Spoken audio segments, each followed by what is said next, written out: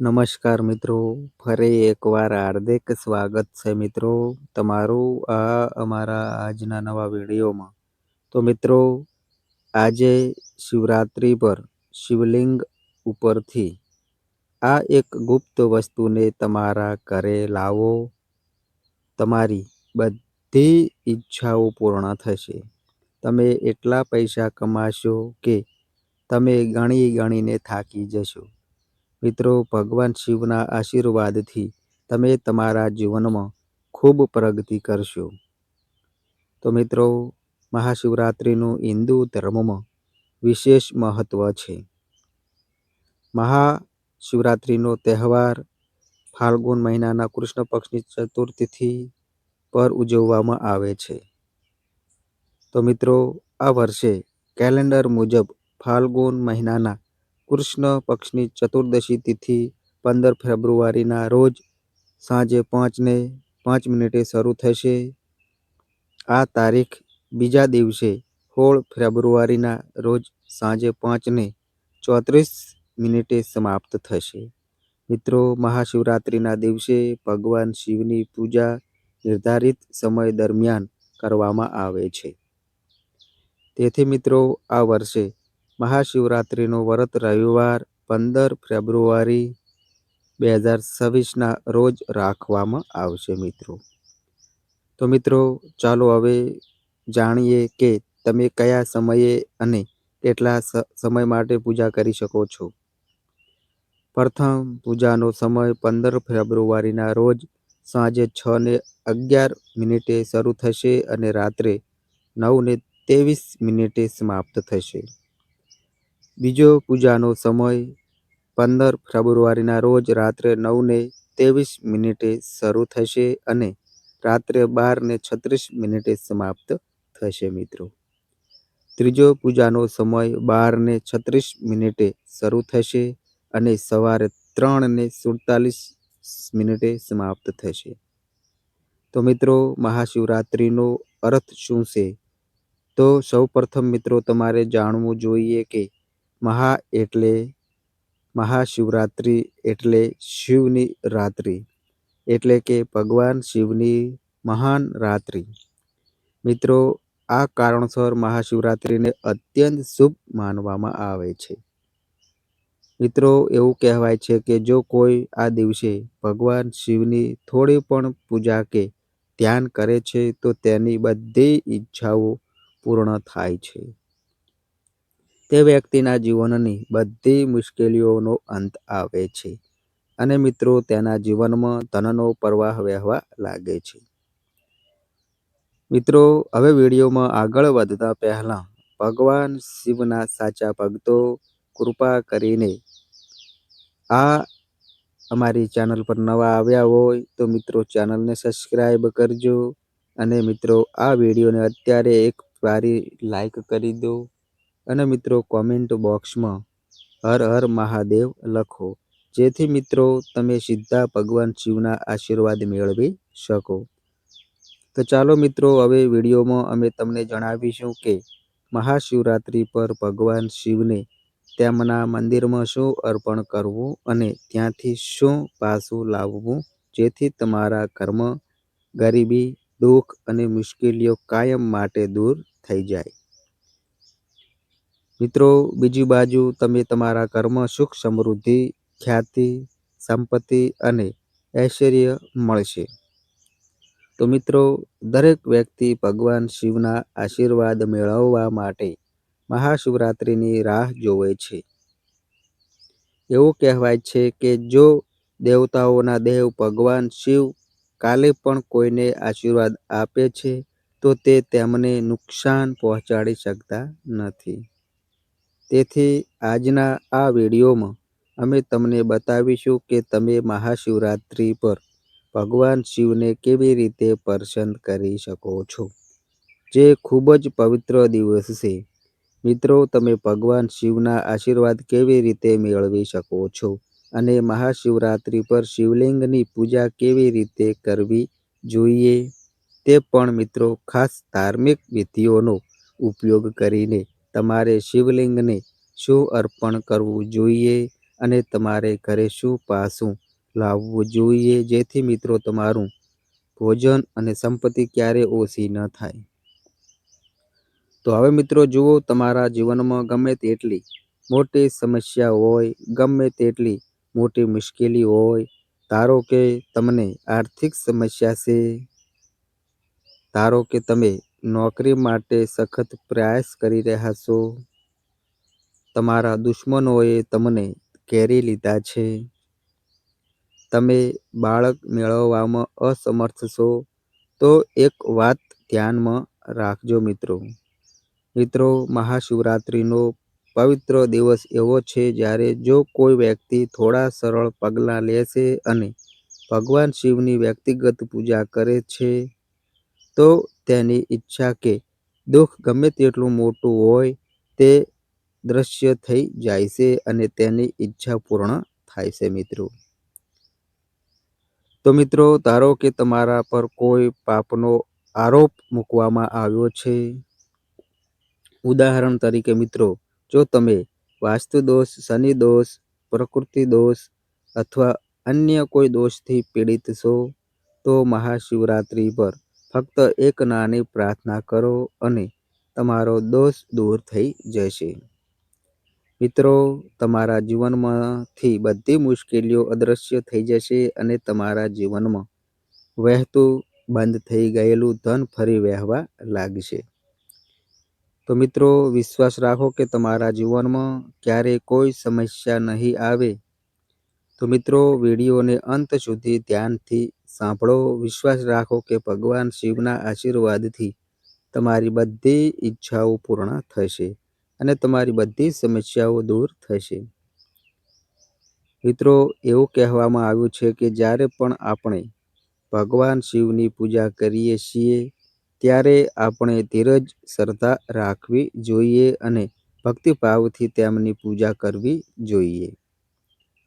કારણ કે મિત્રો, ભગવાન શિવ ખૂબ જ નિર્દોષ છે. તેઓ કોઈ પણ વ્યક્તિની થોડી પૂજા અને ત્યાંથી પણ તરત જ પ્રસન્ન થઈ જાય છે. તો મિત્રો, મહાશિવરાત્રિ વિશે તમારે કેટલીક વાતો જાણવી જોઈએ. જો મિત્રો તમે મહાશિવરાત્રિ પર ભગવાન શિવની પૂજા કરવાના છો, તો માની લો કે જો તમે ભૂલ કરશો તો ભગવાન શિવ ગુસ્સે થશે.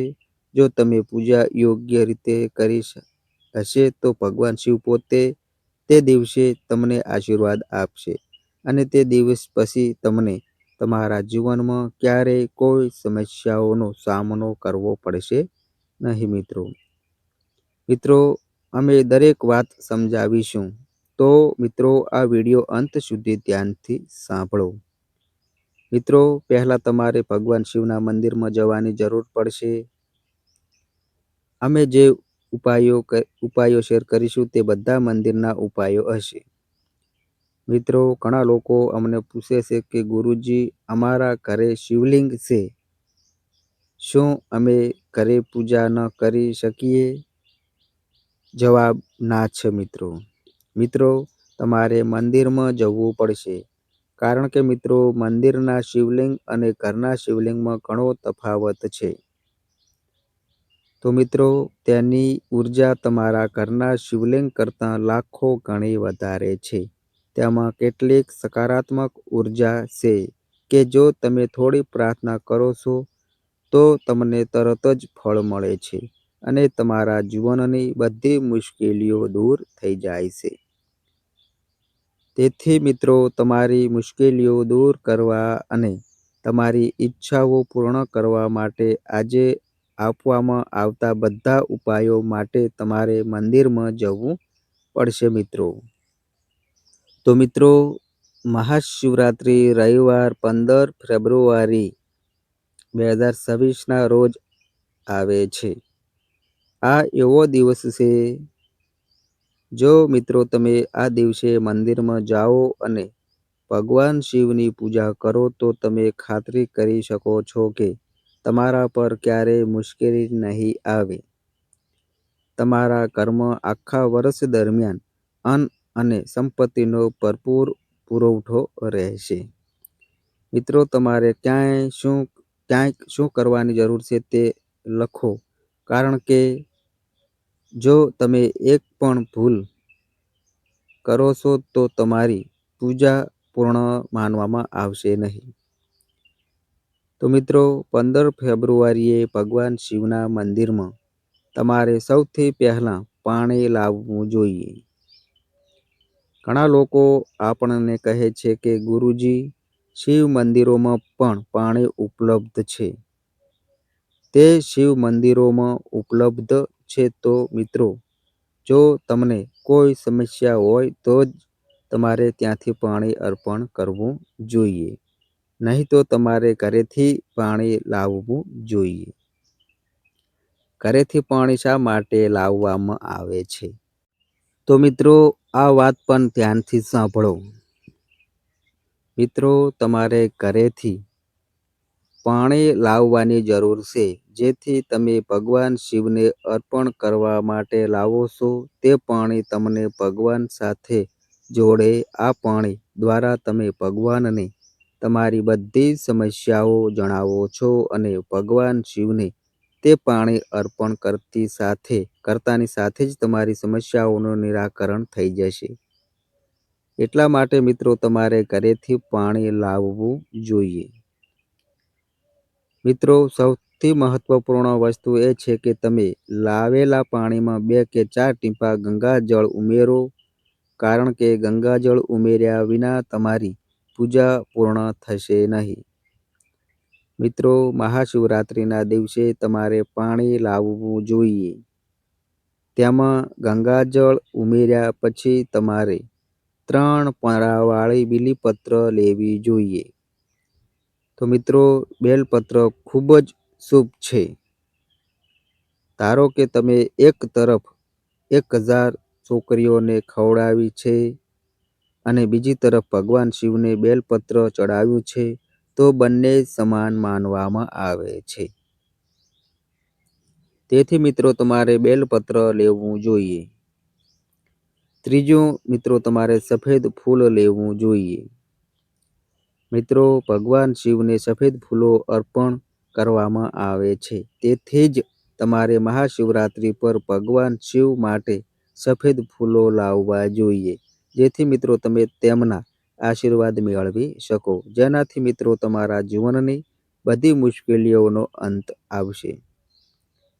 હવે મિત્રો, સફેદ ચંદન લાવવું ફરજિયાત છે. ઉપરાંત મિત્રો, જો તમે મહાશિવરાત્રિ પર ભગવાન શિવને દૂધ ચડાવવાના છો તો તે સંપૂર્ણ કાચું દૂધ હોવું જોઈએ. રાંધેલું દૂધ નહીં, કાચું દૂધ મિત્રો હોવું જોઈએ. વાસી દૂધ નહીં. હવે મિત્રો, તમારે બીજું શું લાવવું જોઈએ? તો મિત્રો, જો તમે તમારી બધી ઈચ્છાઓ પૂર્ણ કરવા માંગતા હોવ તો એક બોક્સ લો, તેમાં કાળા મરી ભરો અને તેને તમારી સાથે લઈ જાઓ. ખૂબ જ મિત્રો ધ્યાનથી સાંભળજો. હું તમને જે કાંઈ કહું છું, કાળા મરીથી બોક્સ ભરવા માટે લાલ કપડું લો, લવિંગ, કપૂર અને એક પવિત્ર દોરો બાંધો અને તેને તમારા ખિસ્સામાં રાખો. મિત્રો, આજે 15 ફેબ્રુઆરી 2026ના રોજ મહાશિવરાત્રિ પર તમારે આટલું જ લાવવાની જરૂર છે. તો મિત્રો, હવે તમારે પૂજા કેવી રીતે કરવી જોઈએ? તો મિત્રો, ધ્યાનથી સાંભળજો. મને સમજાવવા દો. અંત સુધી કાળજીપૂર્વક મિત્રો સાંભળો અને જે કાંઈ પણ વર્ણવવામાં આવી રહ્યું છે, તમારે આ વસ્તુઓ મંદિરમાંથી લેવી જોઈએ અને તેને તમારા ઘરે પાછી લાવવી જોઈએ, જેથી મિત્રો તમે સંપત્તિ પ્રાપ્ત કરી શકો. મિત્રો, તમારી કોઈ પણ ઈચ્છા પૂર્ણ થાય તો મિત્રો તમારે પહેલાં મંદિર જવું પડશે. સૌ પ્રથમ તમારે આ ધ્યાનમાં રાખવાની જરૂર છે. મંદિરમાં જતાં પહેલાં કાળા કે વાદળી કપડાં પહેરશો નહીં. નહીંતર મિત્રો તમારે ભગવાન શિવનો ક્રોધ જોવો પડી શકે છે. પહેલાં મિત્રો તમારે ભગવાન શિવને પાતળા પ્રવાહમાં પાણી અર્પણ કરવાની જરૂર છે. ખૂબ જ ધ્યાનથી સાંભળો મિત્રો. મિત્રો, તમારે ભગવાન શિવને પાતળા પ્રવાહમાં પાણી અર્પણ કરવાની જરૂર છે. હવે મિત્રો, તમારે ભગવાન શિવને ચંદનનો લેપ લાવવાની જરૂર છે. ચંદનનો લેપ લગાવ્યા પછી 3 પાંદડાવાળા બિલ્લીના પાનને ભગવાન શિવ પર ચડાવવો. 3 પાંદડાવાળા બિલ્લીના પાનને મૂક્યા પછી તમારે મિત્રો ભગવાન શિવને સફેદ ફૂલ અર્પણ કરવાની જરૂર છે. મિત્રો, તમારે બસ આટલું જ કરવાનું છે. જો મિત્રો તમે દૂધ અર્પણ કરવા માંગતા હોવ તો તમે તે અર્પણ કરી શકો છો. મિત્રો, તમારે બસ આટલું જ કરવાની જરૂર છે. મિત્રો, આ કર્યા પછી ત્યાં ઊભા રહીને ખૂબ ધ્યાનથી સાંભળો. તો મિત્રો, ઓમ નમઃ શિવાયનો 108 વાર જાપ કરો. મિત્રો, તમે કાં તો તે 108 વાર કરી શકો છો અથવા તેને 108 વાર પુનરાવર્તન કરી શકો છો. મિત્રો, આ 3 વસ્તુઓ છે જે તમારે કરવાની જરૂર છે. મિત્રો, તમારે ફક્ત આટલું જ કરવાની જરૂર છે. હવે મિત્રો, તમે શું કરશો? મિત્રો, તમે કાળા મરીનો ડબ્બો લીધો છે.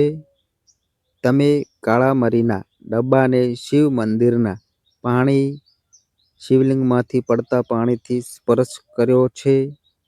તમે ભગવાન શિવના તે પાણીને સ્પર્શ કર્યો છે અને તેને તમારા ખિસ્સામાં પાછું મૂકી દીધું છે. તમે આ લાલ લવિંગના વાસણને પણ સ્પર્શ કર્યો છે જે તમે લીધો છે તેને બંધ કરી દીધો છે તેને પાછું મૂકી દો. હવે મિત્રો, તમે શું કરશો? મિત્રો, તમે જે વાસણમાં પાણી લાવ્યા છો અથવા જે વાસણમાં તમે દૂધ લાવ્યા છો તેનું શું કરશો? મિત્રો, ભગવાન શિવના પાણી પર ધ્યાન આપો જે ત્યાં પડી રહ્યું છે. શિવલિંગમાંથી થોડું પાણી તમારા વાસણમાં લો. યાદ રાખજો મિત્રો, તમારે જે પાણી વાસણમાં લીધું છે તે સંગ્રહ કરવાની જરૂર નથી. મિત્રો, તમારે તે બધું ભગવાન શિવને અર્પણ કરવું જોઈએ. મિત્રો, તમારે શિવલિંગમાંથી પડતા પાણીને તમારા વાસણમાં પાછું એકત્રિત કરવાનું છે. ધારો કે તમે વિચારી રહ્યા છો કે ઘણા લોકો ત્યાં પાણી અર્પણ કરી રહ્યા છે, તો તેની ચિંતા કરશો નહીં. કારણ કે મિત્રો, જ્યારે પણ ભગવાન શિવના શિવલિંગને પાણી અર્પણ કરવામાં આવે છે ત્યારે તે અમૃતમાં ફેરવાઈ જાય છે. મિત્રો, એવું કહેવાય છે કે શિવલિંગમાંથી પડતું પાણી ગ્રહણ કરવા માટે ઘણા દેવી દેવતાઓ શિવલિંગ પાસે અદૃશ્ય રીતે ઊભા રહે છે. શિવલિંગમાંથી પડતું પાણી ખૂબ જ પવિત્ર છે, ત્યારે તેને તમારા વાસણમાં એકત્રિત કરવું જોઈએ. ફક્ત થોડા ટીપાં. હવે તમારે આ 3 વસ્તુઓ લઈને ઘરે પાછા ફરવાનું છે. તો મિત્રો, ધ્યાનથી સાંભળજો. મિત્રો, ઘરે પાછા ફરતાની સાથે જ તમારા ઘરના લોકો પર થોડું પાણી છાંટો. ઘરના દરેક ખૂણામાં પાણી છાંટો અને મુખ્ય પ્રવેશદ્વાર પર પાણી છાંટો. મિત્રો, તમારે બસ એટલું જ કરવાનું છે. મિત્રો, તમે તે કરી લીધું છે? હવે મિત્રો, ધ્યાનમાં રાખો કે નકારાત્મક શક્તિઓ આખા વર્ષ સુધી તમારા ઘરમાં પ્રવેશ કરશે નહીં. જો કોઈ તમારા ઘર પર કાળો જાદુ કરવાનો પ્રયાસ કરશે તો તે કાંઈ કરી શકશે નહીં. મિત્રો, આ તમારા ઘરમાંથી નકારાત્મક શક્તિઓને દૂર કરશે અને સકારાત્મક ઉર્જા લાવશે. મિત્રો, હવે કાળા મરીના આ બોક્સને ભગવાન શિવના શિવલિંગને સ્પર્શ કરાવવો જોઈએ. તમારા પ્રાર્થના રૂમમાં મૂક્યા પછી તમારે શું કરવું જોઈએ? મિત્રો, તમારી પાસે કાળા મરીના આ બોક્સ છે. જ્યારે પણ તમે તેને કોઈ પણ શુભ હેતુ માટે બહાર કાઢો છો, જેમ કે તમે કોઈ વ્યવસાયિક મીટિંગમાં જઈ રહ્યા છો અથવા નોકરી માટે, ત્યારે તમારા ઘરના મુખ્ય દરવાજા આગળ કાળા મરી મૂકો અને બહાર નીકળતા પહેલા તેને વાટી દો. વિશ્વાસ રાખો કે મિત્રો, તમારા કાર્યમાં રૂકવતા કોઈ પણ અવરોધો ભગવાન શિવના આશીર્વાદથી આપમેળે દૂર થઈ જશે અને તમે જે પણ કાર્ય કરશો તેમાં મિત્રો તમને સફળતા મળશે. જો મિત્રો તમે હજુ સુધી અમારા આજના વિડીયોને એક પ્યારી લાઈક ન કરી હોય તો કૃપા કરીને તેને એક પ્યારી લાઈક કરો અને કોમેન્ટ બોક્સમાં હર હર મહાદેવ લખો. તો મિત્રો, આ લાલ પોટલી જે તમે ભગવાન શિવના શિવલિંગને સ્પર્શ કરાયા પછી લીધી છે, તમારે તેને લેવી જોઈએ અને તેને તમારા કોઈ પણ કબાટ અથવા તિજોરીમાં મૂકવી જોઈએ. તમારા જીવનમાં રોકાયેલા પૈસાના બધા રસ્તા ફરી ખુલી જશે. તમારા જીવનમાં એટલી બધી સંપત્તિ હશે જેની મિત્રો તમે ક્યારેય પણ કલ્પના નહીં કરી હોય. તો મિત્રો, વિશ્વાસ રાખો મિત્રો, તમને અહીં ભગવાન શિવના આશીર્વાદ પ્રાપ્ત થશે. મહાશિવરાત્રિ પર તમારા જીવનમાંથી દરેક સમસ્યા દૂર થઈ જશે.